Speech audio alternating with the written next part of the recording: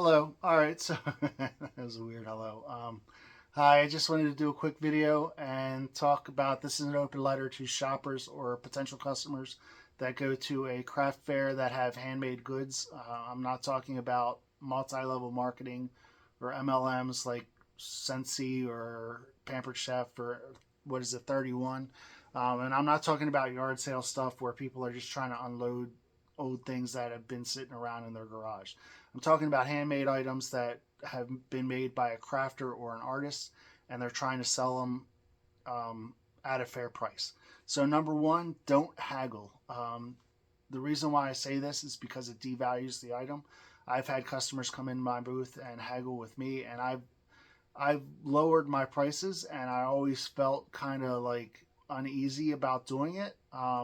And as I go through and learn and discover what I think is a fair price, I haggle less and less. I don't. Sometimes I'll tell people the price is the price. It's what I think is fair.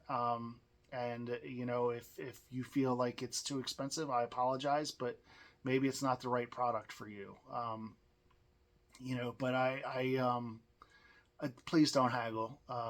It's offensive, and it devalues the items that the person is trying to sell. So, number two, monitor your kids. Keep an eye on your kids. I have little kids that come into my booth. What I do is I have little puzzles set up, and I direct them over to the puzzles. But what happens is they come into the booth, they start picking up things, playing with things, asking questions, and talking to me, which is fine. I know that the kids are your world.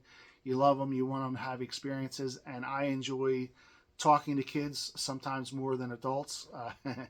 So I'm totally fine with it. But the problem is when they're unmonitored or unsupervised, they take away from me being able to talk to somebody with a potential sale or a potential customer. So please monitor your kids, keep an eye on them. And by the way, if you break it, you bought it. It's hard to force you to pay for it if your kids break something, but ultimately, it can come off as kind of rude when your kids are coming into the booth and breaking things or trying to take things or whatever. So please monitor your kids and keep an eye on them. So number three, don't say I can make that for cheaper. Now you can think it in your head, and that's totally fine. I understand you want to try to craft, or you want to try to be an artist, and you want to make things and create and all this other stuff. But you don't take into account the amount of tools, supplies, materials that I have to purchase just to make something like this, a little pen. I have to buy a lot of stuff. I have to buy a lathe.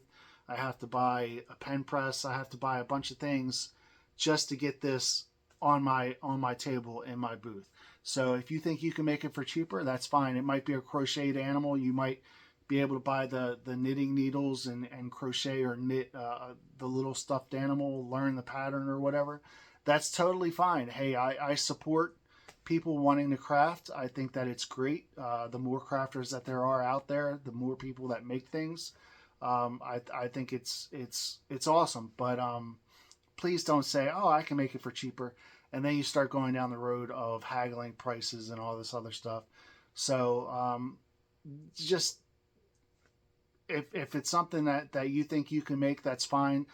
Um, ask permission to take a picture of it if you want to. That's a whole nother video of taking pictures. I don't care if somebody takes a picture in my booth. Feel free, go right ahead.